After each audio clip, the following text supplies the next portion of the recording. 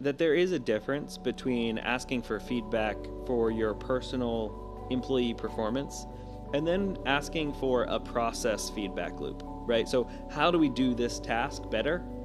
Can sometimes take the pressure off of the emotional want to be responsive. Right, to it's some not feedback. about you, it's about this process. Right, and so we can all agree, like, hey, there's probably a better way to do something, and it is not necessarily reflective of your value as an employee in this organization, or your, what we often take as employees, your value as a human in society, right? We can instead say, how can we improve this process so that I can deliver better results?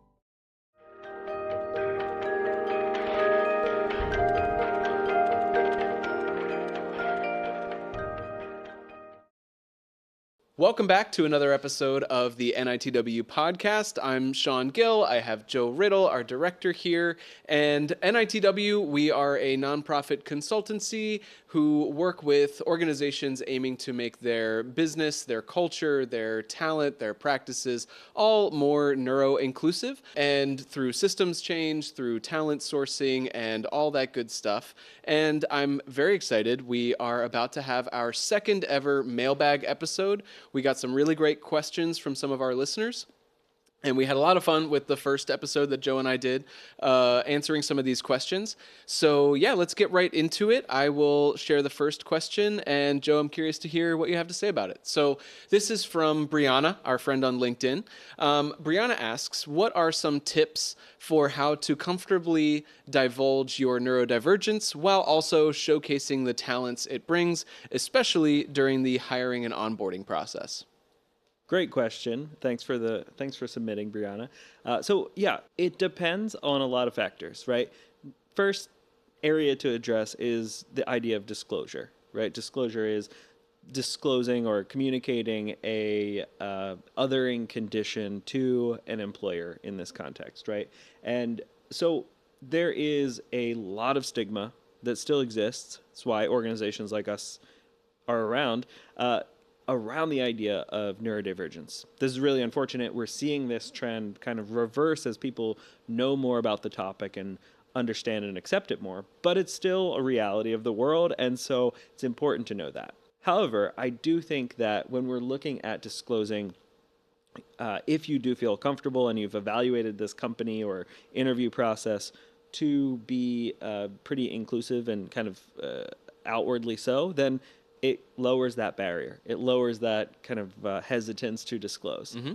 But you can also do it in other ways that are not through, hey, I am diagnosed with X, right, in the traditional disclosure. You can say instead, here's how I operate. And looking at it more of a work style profile can be really helpful. So, for example, I could go to an interview process and say, I think best when given these parameters, mm-hmm. or I communicate better when you ask me direct questions and specific questions. Or a common one is I learn best when. Like, right. Pretty universally, even folks that have never heard of neurodivergence will be familiar with different learning styles. You know, some people are visual learners, some people are mm-hmm. written or auditory learners. And so, you know, and that is a common area where neurodivergent professionals request support of like adaptability to how they're trained or how they're expected to learn. Mm-hmm. So yeah, framing it in that way of a work style or learning style makes a lot of sense. Yeah, and I think if we can look at those work styles as just part of how we do our job, and treat it really naturally, it can be a really natural framing in an interview context, or even in a, you know, later in an employee evaluation context. It's like, here's how I operate best. And, you know, if you are a person who is reading a book, right, are you the kind that turns the pages and wants that physical copy in your hand, or do you want the audiobook? Or maybe you even want to watch the movie later, right?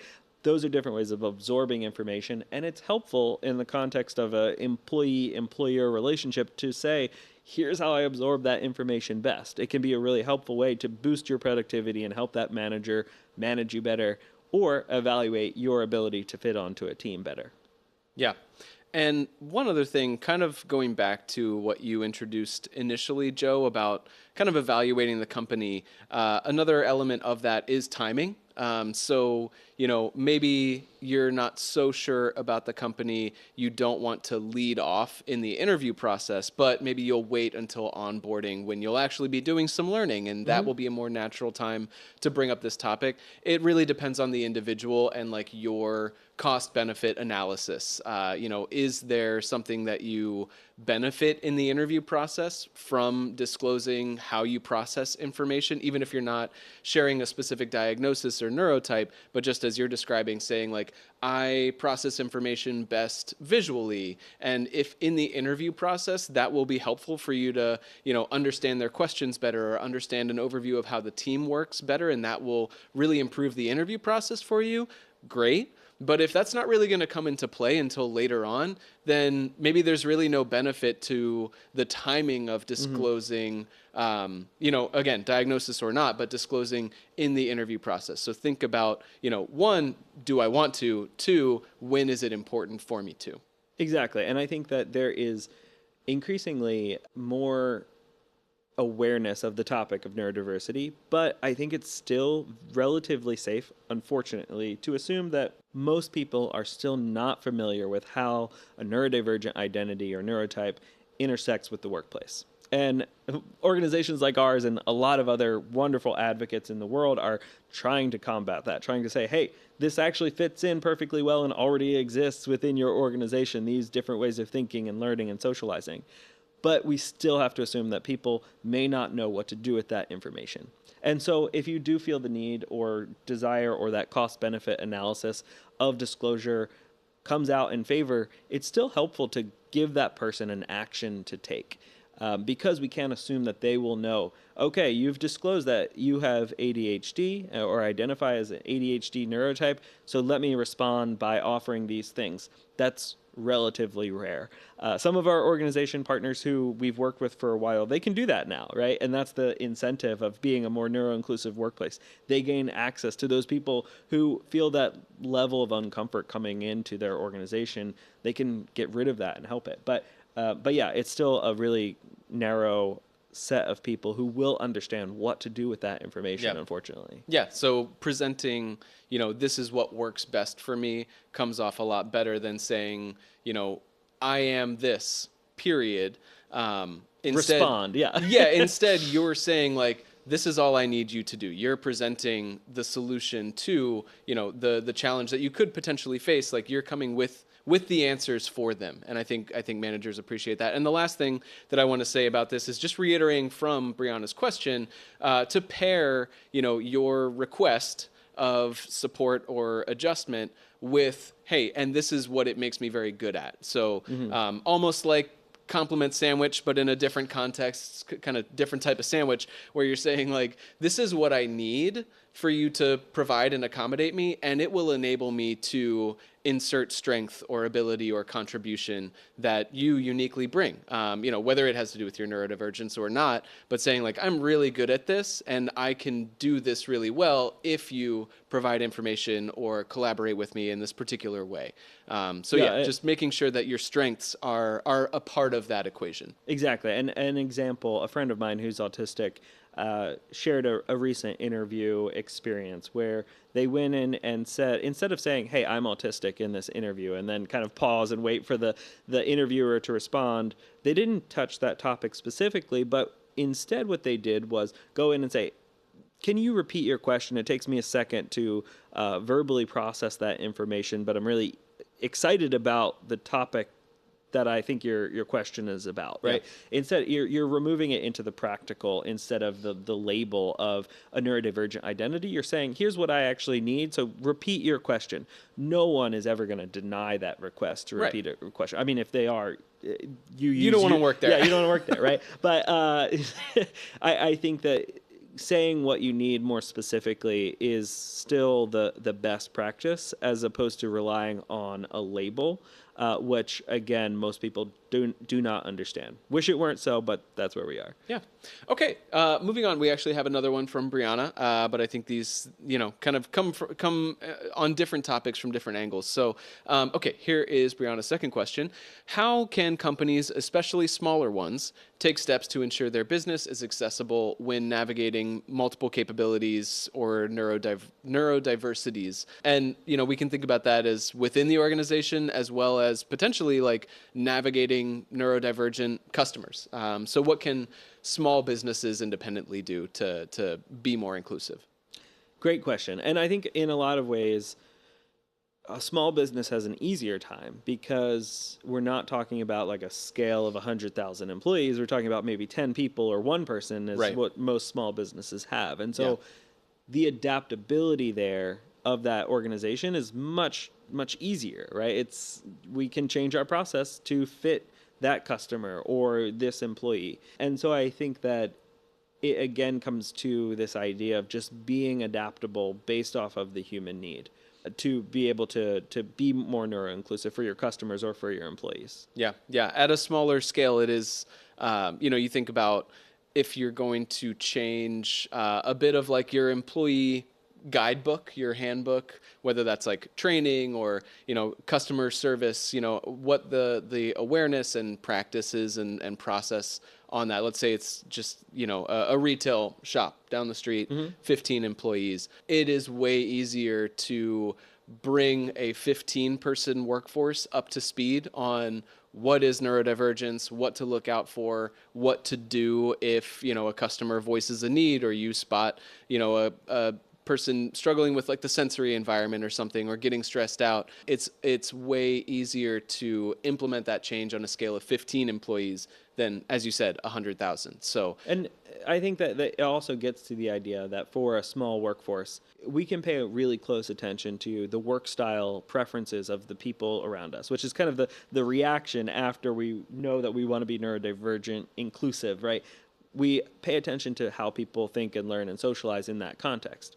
And an example from one of my first jobs was at a golf course. I was the person who was like, play along, hurry up, right? Or, hey, you're running late, you better get to your tee time, the ranger.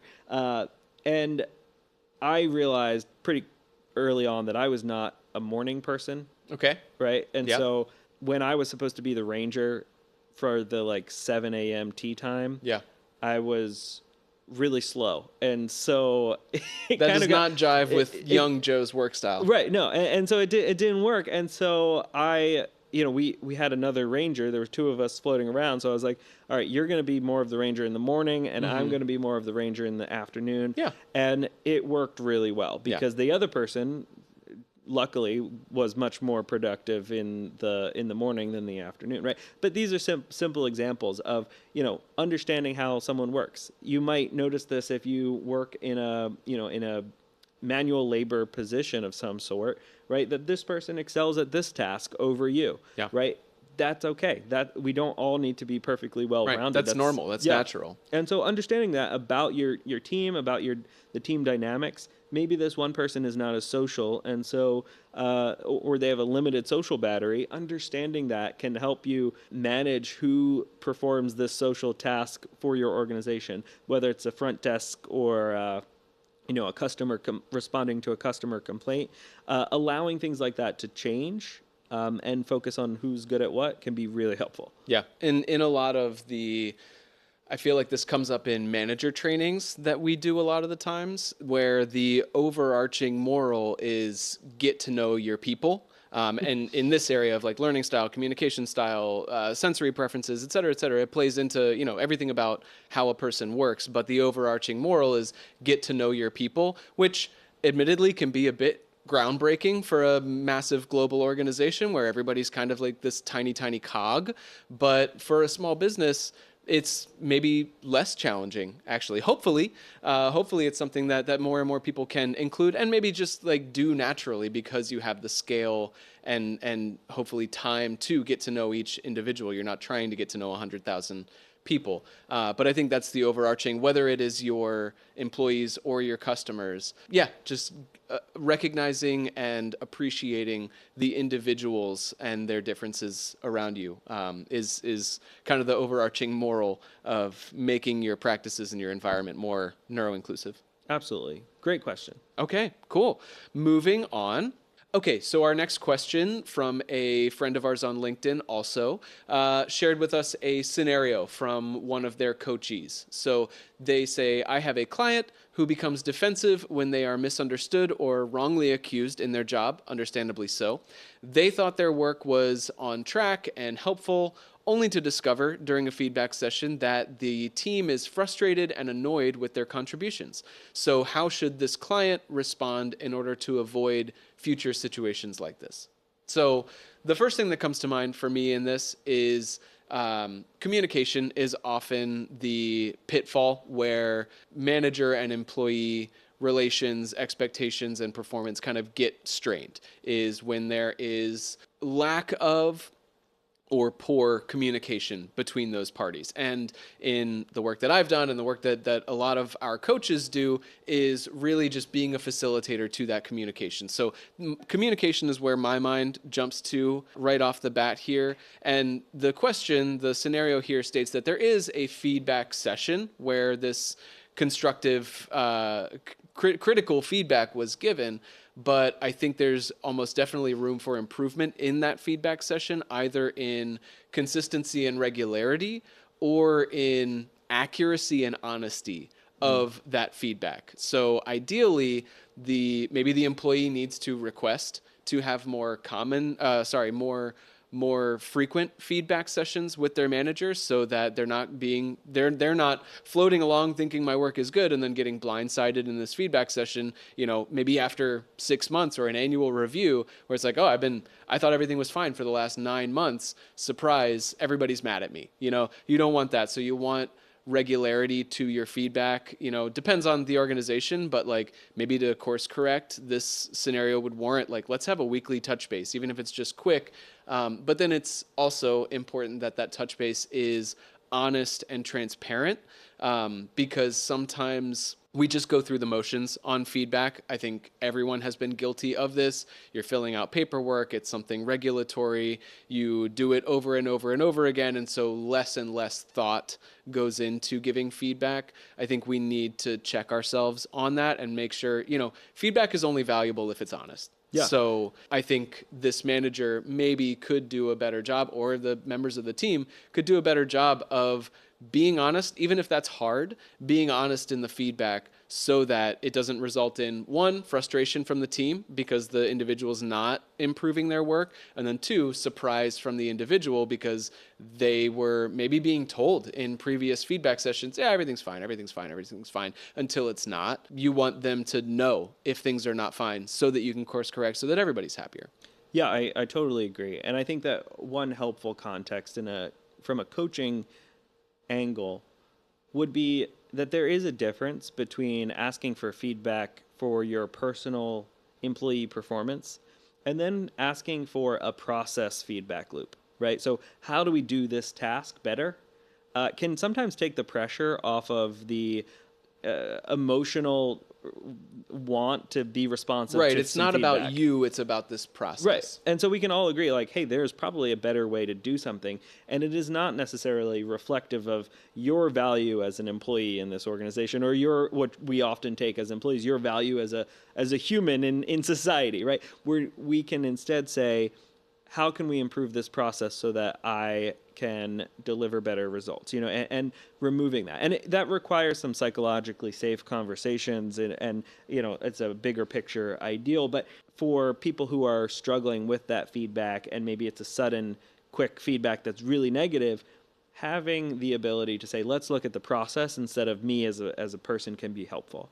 And I think that this gets to the idea of what you're talking about in employee evaluations. We tend to accidentally, again, fall into in management structures, the want to rate that person as an employee with numerical values or scores, right? And this can sometimes be counterproductive to the point of evaluation, which is to improve. Mm-hmm. It can demotivate people really quickly. Yeah. So if you're a manager and saying the old adage that I think drives me a little crazy, it's well, if it's a 5-point scale, 5 being the best, it's well, no one gets a 5 because there's always room for improvement, right?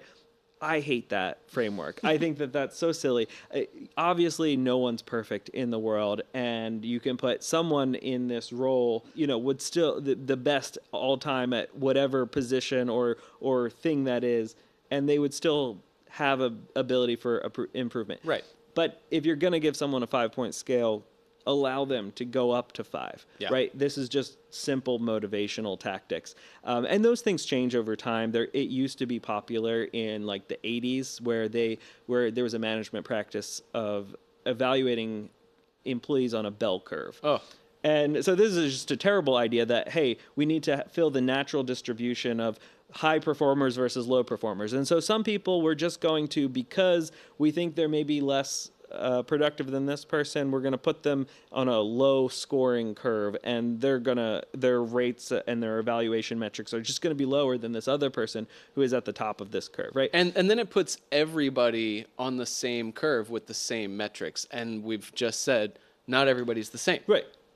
And so being really cautious if you're a manager or an employee receiving this feedback, that these employee evaluations can accidentally quickly become demotivational. Yeah. And to instead focus on process improvements can be a really productive way. And not saying we shouldn't evaluate people. Like, if you're not showing up for work, if you're not trying to do your job and you know it, then, there's some aspects of the evaluation that should highlight that. And that feedback should come quickly and honestly. Right. It shouldn't come once a year. Yeah. 6 months later, be like, well, you haven't been here for 6 months, so we're kind of frustrated. Right. And in October review, hey, in June, you were barely here, right? Yeah. That's really unhelpful. And also, it builds resentment over time from that manager to the employee of like, I'm paying you and you're not showing up. Yeah. And instead, getting out quickly, like a normal human relationship can be really beneficial. And I think that this is where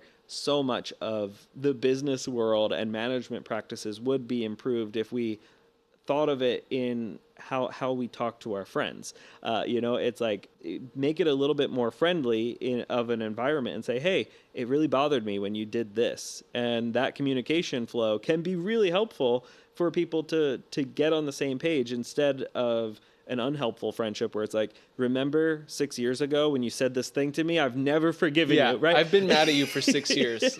Right. And that's really unhelpful when your lifestyle and ability to pay your bills depends on that kind of bad communication flow. Yeah. So moral of the story, feedback that's focused on the process and occasionally on the person's ability to deliver that process, but focusing on that process can be really beneficial for helping someone to get out of this kind of negative feedback cycle. Yeah, I like that.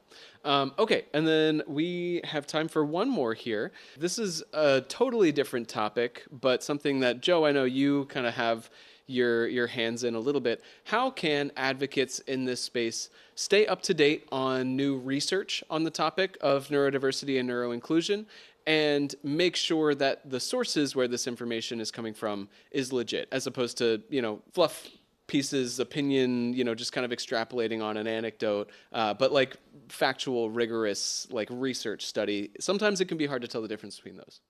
Absolutely. Yeah. And I think as a general statement, the neurodiversity employment space still has relatively few research studies that highlight from a broad perspective how you can take it and apply it to your daily work. Now, there are some fantastic researchers who are working on this. There's some university centers that have spent time and are expanding.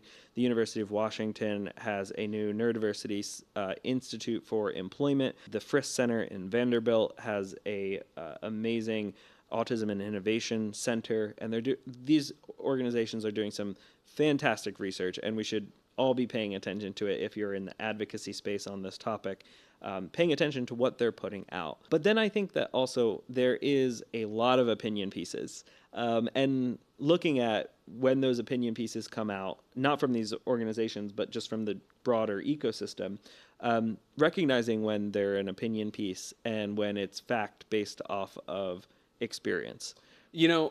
Aside from opinion pieces, what's coming to mind for me also is there's a lot of research being funded and implemented by employers that are researching themselves, and so stand to gain from positive findings of their own performance in said research.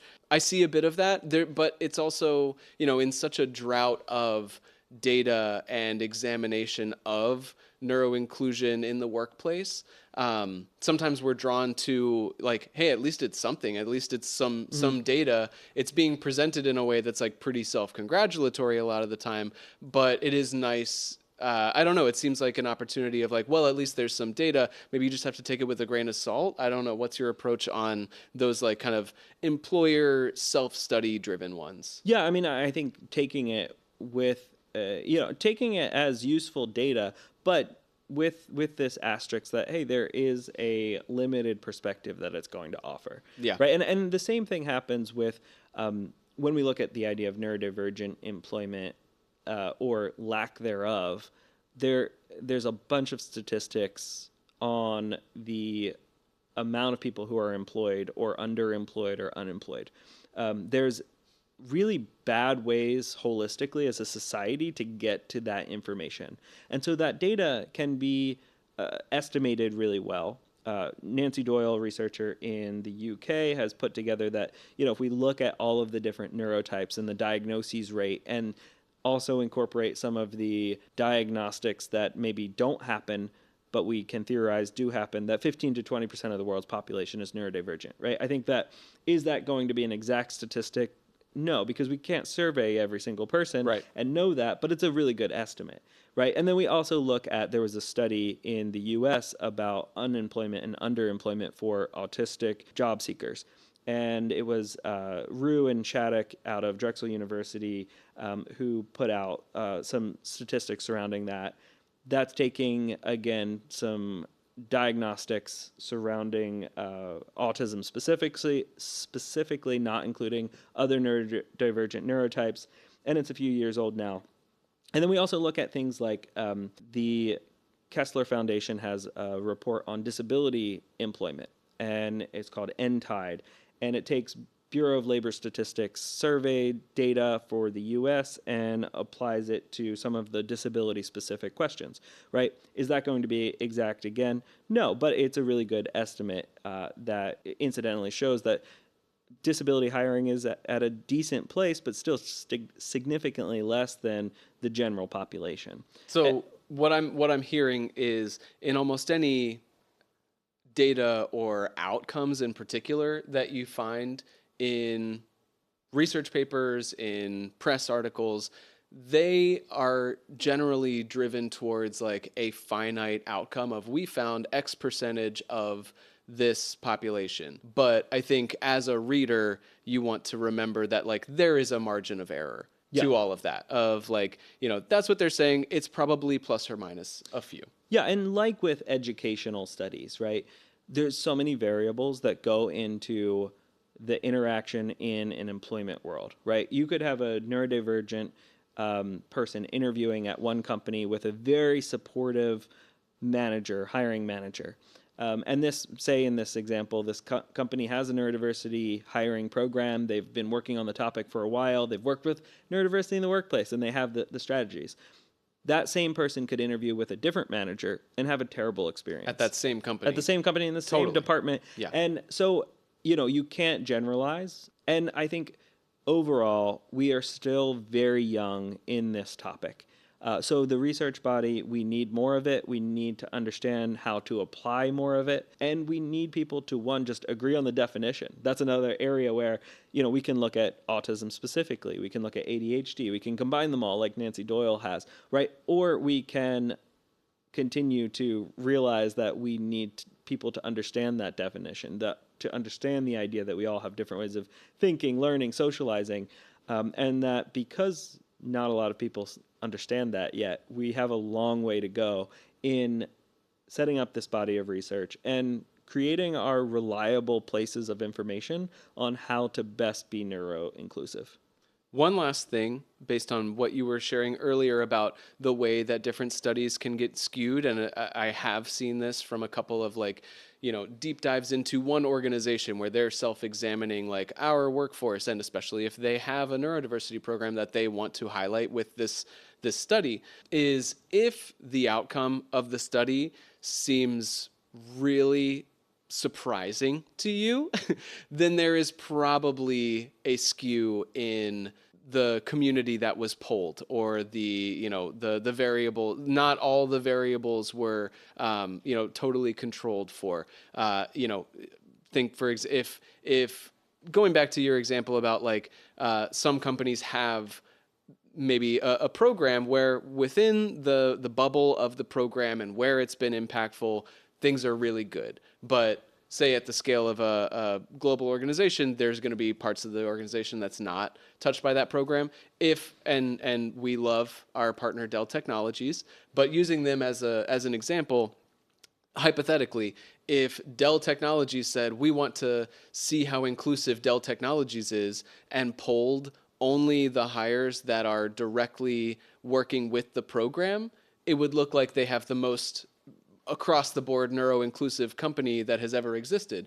But in reality, that is a small percentage of the entire organization. And a lot of studies, kind of are limited by that, because like you said, it's impossible to poll everyone or to research and observe everybody. So if you're seeing an outcome that feels too unbelievable to be true, it's probably not totally accurate. Yeah, definitely. And I think that you can look at the people who have implemented these things before, these hiring programs, people who have researched them before. There's a great researcher at the University of Washington, Hala Anabi, who puts out some excellent work in some specific industries. Things like this can be really helpful to get a baseline as to what is needed and what's been learned in this space. But again, a lot more to go. Yeah. Cool. Well, as expected, this was fun. Thank you all for your questions. Really appreciate getting to see what's on the mind of our listeners and address some of those topics and kind of share our perspective. If you have more, comment on this episode, comment on our LinkedIn. Would love to hear more from everybody on these topics and others. So thanks again for another great episode. Thanks for joining, Joe, and we'll see you on the next one. Thank you all.